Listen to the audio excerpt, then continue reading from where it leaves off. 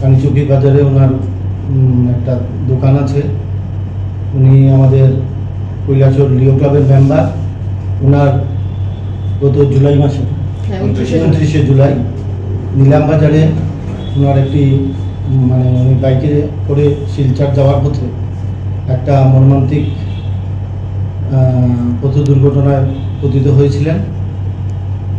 এই পথ ওনার অবস্থা এতটাই সিরিয়াস ছিল যে, এবং পরবর্তী সময়ে লায়ন্স এবং লিও যে ভূমিকা ছিল, আজকে উনি আপনাদের সামনে আছেন।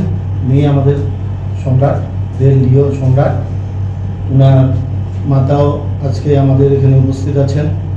সেই সাথে আমার সঙ্গে উপস্থিত আছেন Bipasha, president Leo club of Kailashahar, এবং সৌরভ বিশ্বাস লিও লায়ন। তো ওনারা পুরো ব্যাপারটাই, আমরা যদিও এখান থেকে পুরো ব্যাপারটাই মনিটর করেছি, কিংবা ইনিশিয়েটিভ যখন যে সাহায্য লেগেছে আমরা লায়ন্স ক্লাবের তরফ থেকে করা হয়েছে।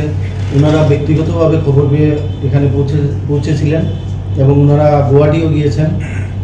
বিস্তারিত আমি বলার জন্য লিও প্রেসিডেন্ট বিপাশাকে অনুরোধ করব।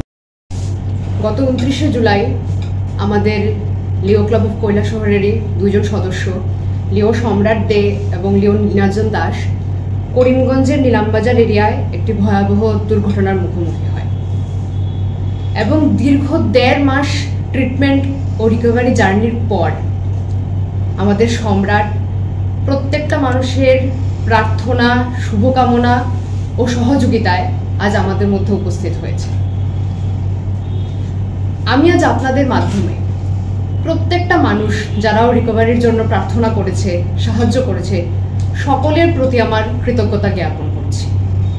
শুধু তাই নয়, অ্যাকচুয়ালি আমাদের পুরো নর্থ ইস্টের এন্টায়ার লিও লায়ন যে কমিউনিটি আছে, including Leo Lion clubs of Tripura, Barak valley, upper Assam, Guwahati, প্রত্যেকটা ক্লাবের member, be it financially, be it being there physically or সাথে, কারণ আমরা ওইখানে যেতে পারছিলাম না।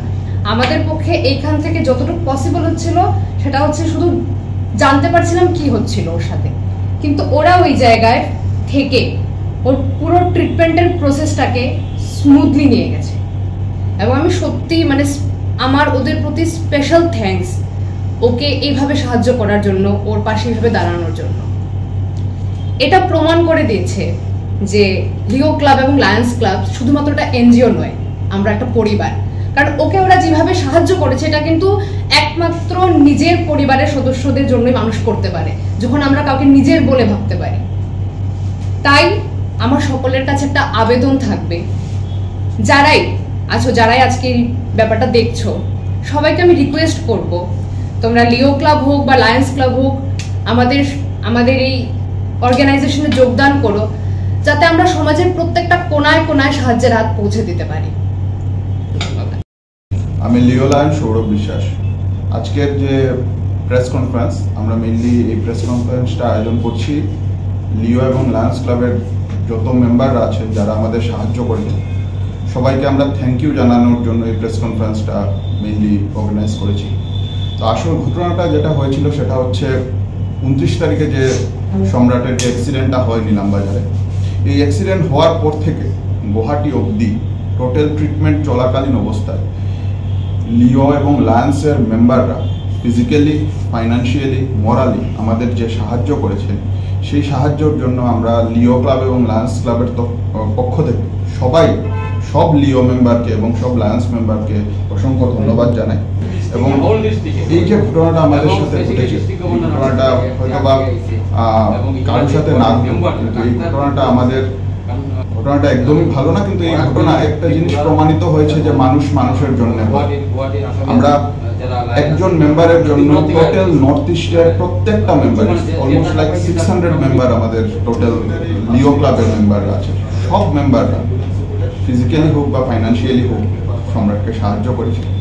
এবং এই ঘটনার জন্য আমি কয়েকজনের নাম না নিতে পারছি না। প্রথম হচ্ছে আকাশ বড়া, নির্মল বড়া এবং সব্যসাচী দা শিলচর।